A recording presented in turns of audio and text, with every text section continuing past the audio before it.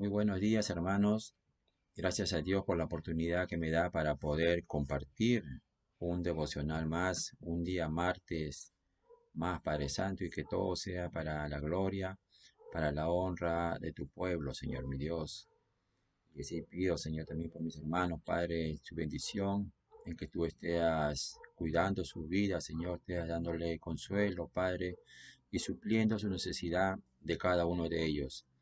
Hoy vamos a llevar un devocional que se titula La vida que agrada a Dios, segunda parte, y va a estar basada en el libro de Primera de Tesalonicenses, capítulo 4, del versículo 7 al versículo 12. Antes vamos a orar y pedir a Dios que mediante su Espíritu Santo nos guíe y que todo sea para su gloria. Oremos. Señor Dios Padre, agradecido estamos por tu palabra, en lo cual tú nos das cada día, Señor. Y aquí, Padre, estamos tus hijos delante de ti, Señor mi Dios, buscándote a ti, Señor, mediante tu palabra, Señor mi Dios, en la cual tú nos enseñas cómo debemos comportarnos. Y tú nos dices, Señor, qué es lo que es agradable delante de tus ojos, Señor mi Dios. Usaste a Pablo como un mensajero tuyo, Padre, en lo cual Él escribió lo que tu Espíritu Santo lo guió, Padre. Y ahora nosotros podemos leerlo, podemos meditarlo, podemos estudiarlo y aprender, Señor, para poder ponerlo por práctica. Oro por la iglesia Jesús Redentor, Señor mi Dios, en que tú lo bendigas, tú estés cuidando su vida, Señor, le dé fortaleza, consuelo, Señor mi Dios, y que sigamos siendo firmes, en que no desmayemos, en que cada día te busquemos desde muy temprano hasta el anochecer, Señor mi Dios, en que busquemos el crecer, Señor, busquemos el ser santo, porque eso es tu voluntad, Señor, que es agradable y perfecta. Así, Padre, te doy las gracias en el nombre bendito de Jesús, nuestro Salvador.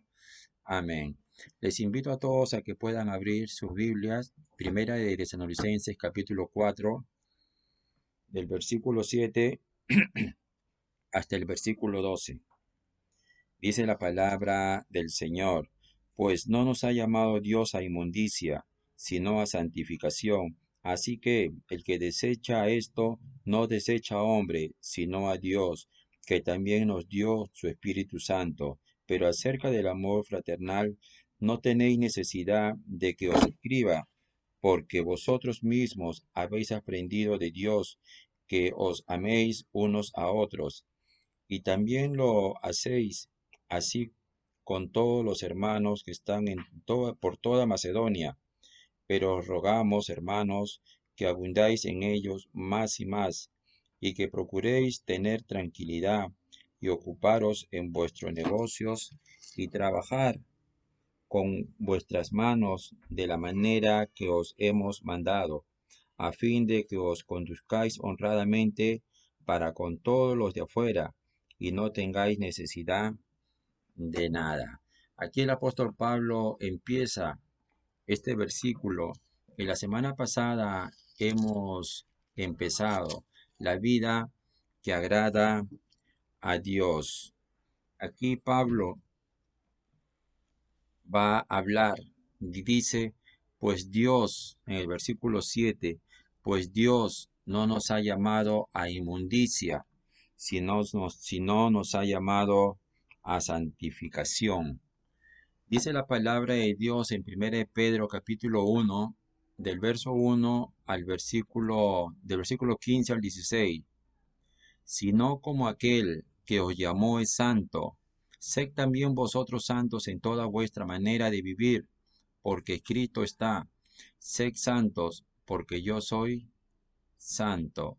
Y también en 1 Pedro 2:11 dice, amados, yo os ruego como extranjeros y peregrinos, que os abstengáis de los deseos carnales que batallan contra el alma. Dios llamó a los tesalonicenses por medio del Evangelio de las buenas nuevas de salvación, que es Cristo. Aquí Pablo predicó en Tesalónica, enseñó la palabra del Señor. Y también dice que os llamó a su reino y gloria. En pocas palabras, les llamó a los de Tesalónica a la santidad. Esto dice en Primera de Tesalonicenses 2:12. Así que Dios llamó por medio del Evangelio y llamó a su reino y gloria. Esta es la segunda razón por la que los cristianos deben ser sexualmente puros, debido a nuestro llamado. Ese llamado no es a inmundicia, sino a santificación. Por tanto, la inmoralidad sexual sencillamente es inconsistente con quienes somos en Cristo Jesús. Pablo desarrolló esta misma línea de ideas en 1 Corintios capítulo 6, versículo 20, concluyendo con la idea de que debemos glorificar pues a Dios en vuestro cuerpo y en vuestro espíritu. Dice la palabra de Dios, las cuales son de Dios. Este cuerpo está para el servicio al Señor y no para nuestro deleite. Entonces debemos de tener siempre presente, pues Dios no nos ha llamado a la inmundicia, sino nos ha llamado a santificación. Ya nosotros somos separados para Dios y no debemos de hacer las cosas que tal vez antes lo hemos hecho o lo hemos practicado. En el versículo 8 dice, así que el que desecha esto, no desecha a hombres, sino a Dios. El que desecha esto, desecha este mandato de Dios, el que desecha la palabra del Señor, no desecha a hombres. Los hombres tan solamente somos instrumentos de Dios. Si alguien desecha lo que un mensajero habla, no está desechando al mensajero, sino está desechando a Dios. En Lucas capítulo 10, versículo 16, dice la palabra del Señor. Jesús dice, el que a vosotros oye, a mí me oye, y el que a vosotros desecha, a mí me desecha, y el que me desecha a mí, desecha al que me envió. Estas palabras son de Jesús antes de enviar a los 70 a predicar, diciendo, no se preocupen si lo desechan a ustedes, porque verdaderamente no están desechando a ustedes, sino, dice Jesús, me están desechando a mí. 1 Corintios capítulo 14, el versículo 37, dice la palabra del Señor.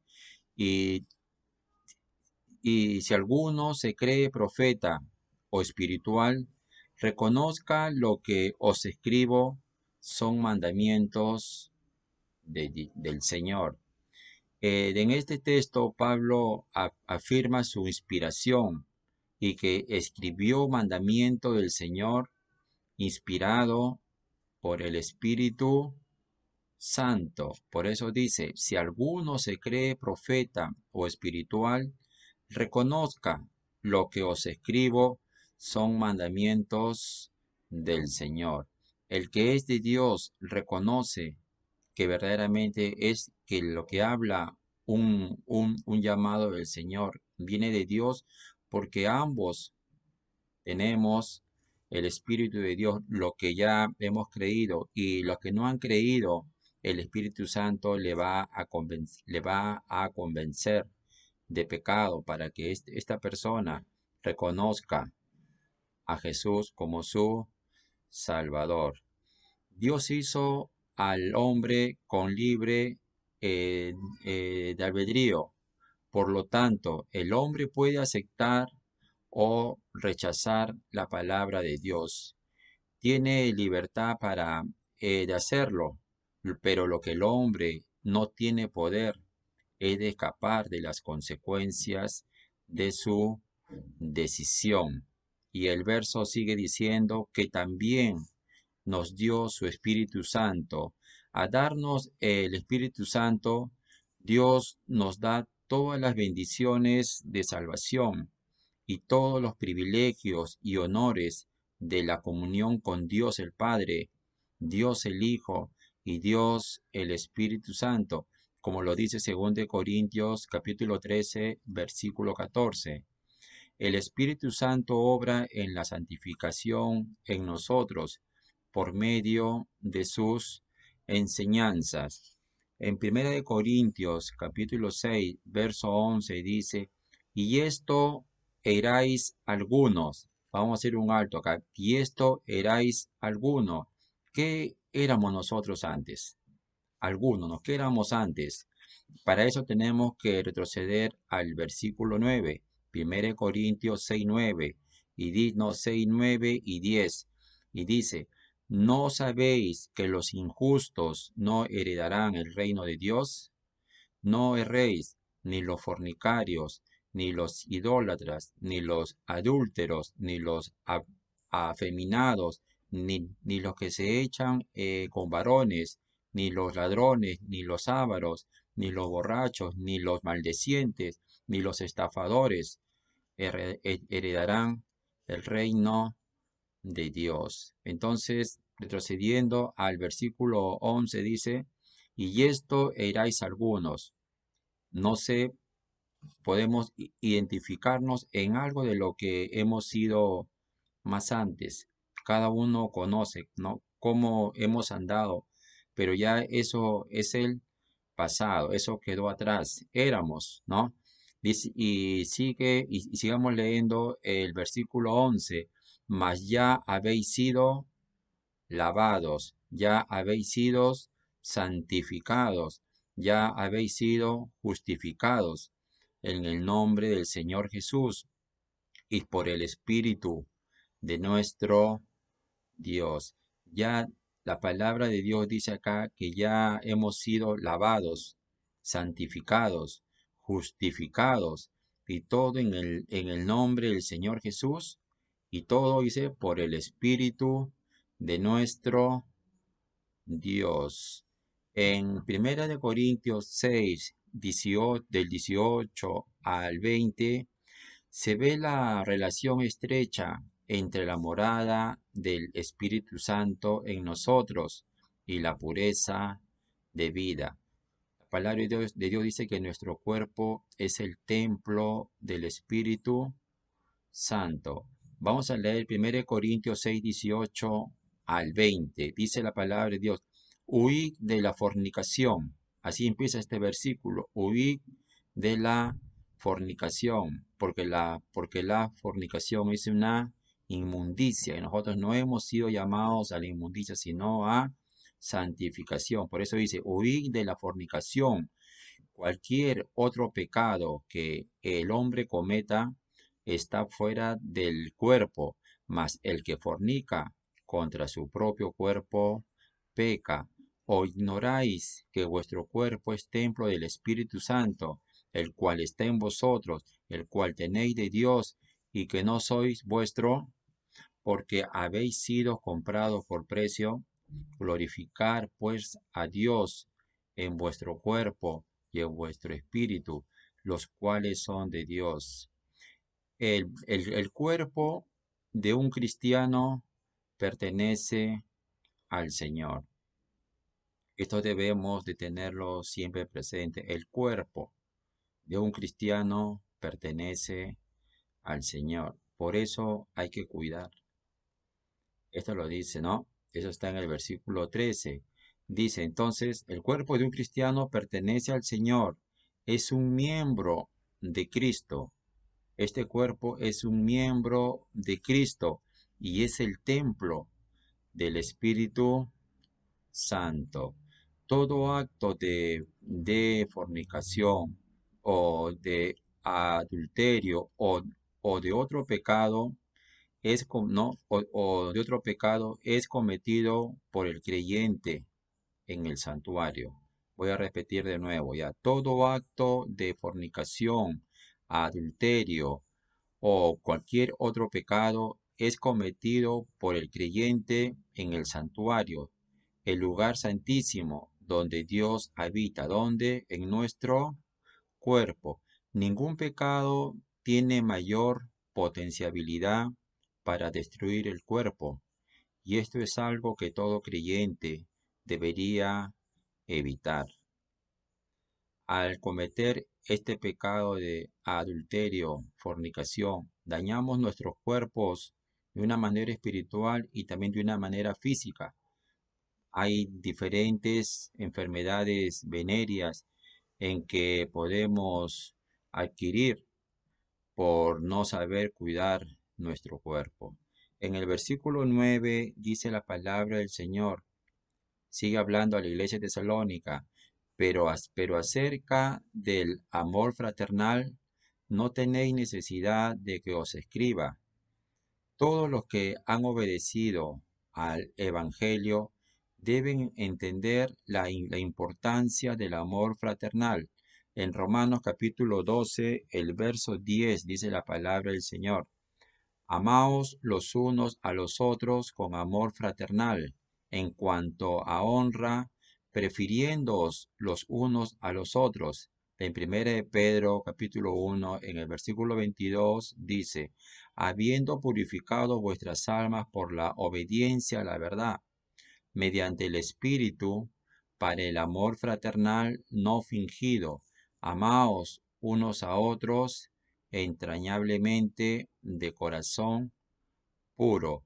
Estos principios son tan básicos que Pablo sabía que era evidente para los cristianos tesalonicenses.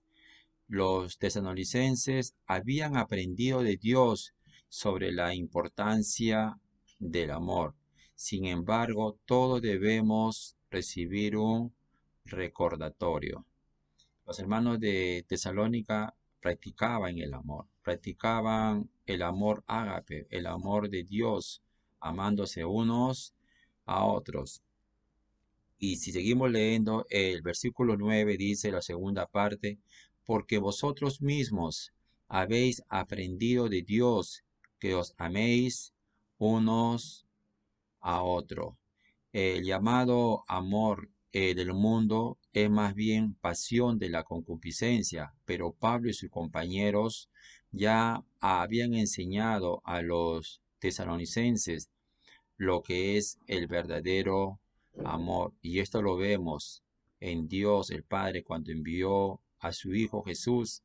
Y vemos también ese ejemplo de Jesús, que Él dio su vida por los pecadores. Y aún también eso nos enseña y a nosotros en que debemos amarnos como hermanos en Cristo y también debemos amar a los hermanos que no están en Cristo, llevarles, enseñarles de las buenas nuevas que Cristo nos da. En el versículo 10 dice, y también lo hacéis así con todos los hermanos que están por toda Macedonia.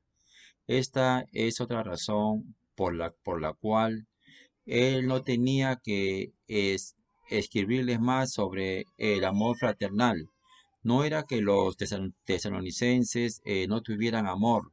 Su amor hacia todos los hermanos era bien conocido, pero debían abundar más y más. No tan solamente amaron a los hermanos de Tesalónica, sino amaron más allá, hacia otros lugares. Es ese amor de Dios salió más allá y que eran ejemplo los hermanos de Tesalónicas en otras ciudades. Y acabando la parte B, dice del verso 10, pero rogamos hermanos que abundáis en ellos más y más, que nunca estemos satisfechos con nuestro nivel de crecimiento espiritual, sino que nos esforcemos para seguir creciendo. Dios siempre quiere más de nosotros, porque Dios sabe en que nosotros podemos dar más. Y Dios conoce nuestras vidas. En el verso 11 dice, y que procuréis tener tranquilidad. ¿De qué tranquilidad está hablando aquí el apóstol Pablo? Para eso tenemos que leer bien el versículo 11 y el versículo 12. Está relacionado uno con otro. Y la tranquilidad que habla, dice la palabra del Señor, y que procuréis tener tranquilidad y ocuparos en vuestros negocios y trabajar con nuestras manos de la manera que os hemos mandado, a fin que os conduzcáis honradamente para con los de afuera y no tengáis necesidad de nada. Habla de una tranquilidad. ¿De qué, hermanos? Cuando uno labora, cuando uno trabaja, hay tranquilidad porque vas a cumplir con las obligaciones que tenemos y aún más lo que tenemos familia. Vamos a leer segunda de Tesalonicenses capítulo 3 del versículo 10 al versículo 12. Y esto es algo de que debemos tenerlo presente. Ya nosotros los mayores conocemos, pero enseñar esto a los jóvenes, hombres y mujeres. Dice la palabra del Señor, porque también cuando estábamos con vosotros os ordenábamos esto, si alguno no quiere trabajar, tampoco coma, porque oímos que alguno de entre vosotros anda desordenadamente, no trabajando en nada, sino entremetiéndose en lo ajeno. Pero a tales mandamos y exhortamos por nuestro Señor Jesucristo, que trabajando sosegadamente coman su propio pan.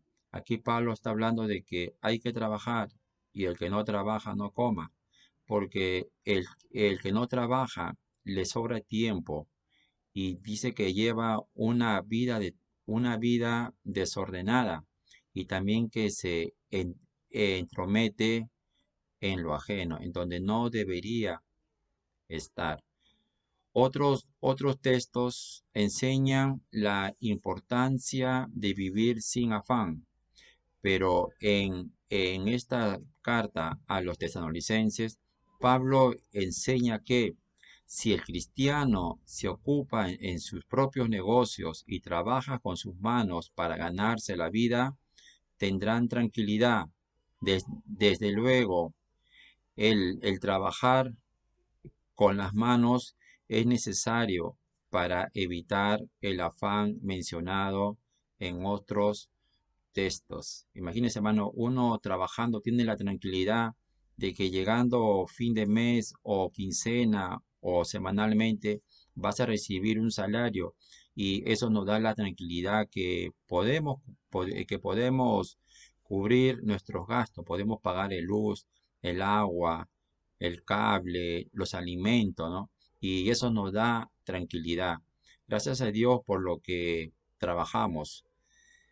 Entonces, aquí Pablo enseña de que debería trabajar, ¿no? Dice, los que conocen el Evangelio deben procurar llevar vidas ordenadas y tranquilas. Los que no trabajan andan desordenadamente.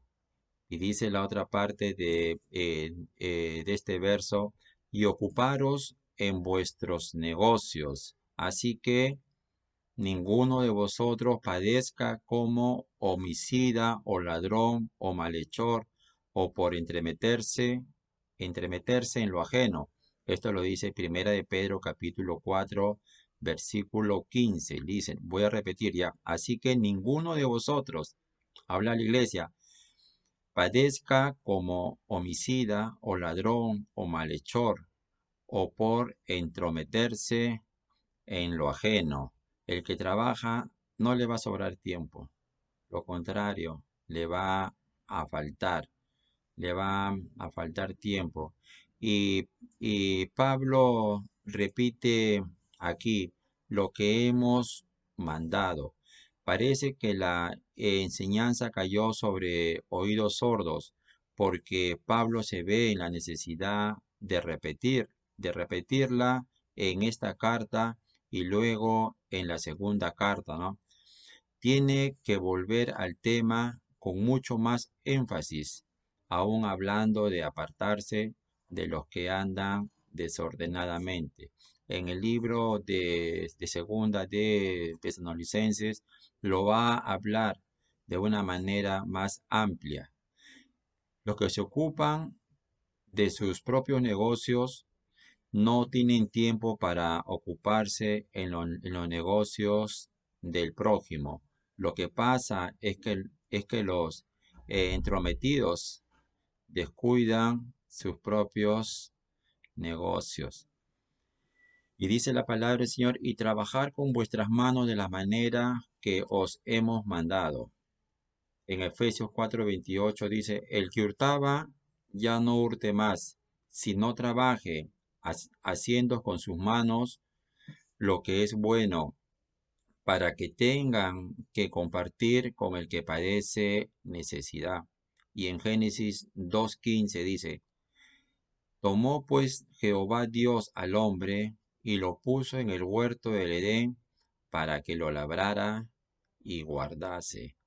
Esto fue antes del primer pecado, por lo tanto, el trabajar, hermano, no es una maldición, sino una bendición para el hombre. Dice, 6 días trabajarás y harás toda tu obra. Esto lo dice en Deuteronomio capítulo 5, versículo 13. Los que pueden trabajar y no trabajan, andan desordenadamente, y si no se arrepienten, la iglesia debe apartarse de ellos. Esto lo dice la palabra de Dios en segunda de Tesalonicenses capítulo 3, y lo vamos a estudiar unas semanas más adelante cuando lleguemos del verso 6 al verso 14. Mire, hermano, cuán drástico es este mandato. Apartarse de los ociosos, de los que no trabajen. Debemos reconocer la dignidad y el honor del trabajo. El trabajo es el plan de Dios para el progreso de la sociedad y la iglesia. Caemos en la trampa de Satanás cuando esperamos que las cosas lleguen fácilmente o cuando consideramos las bendiciones de Dios como una oportunidad para la haraganería. Por eso, hermanos, debemos apoyar a los hermanos que se esfuerzan en el trabajo y ganan poco, a ellos debemos de darle.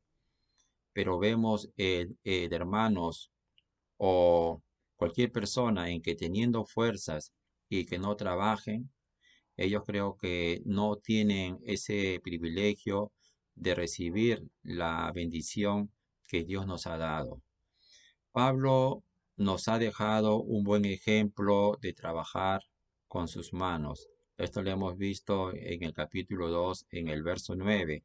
Y vamos a recordarlo. Dice la palabra del Señor.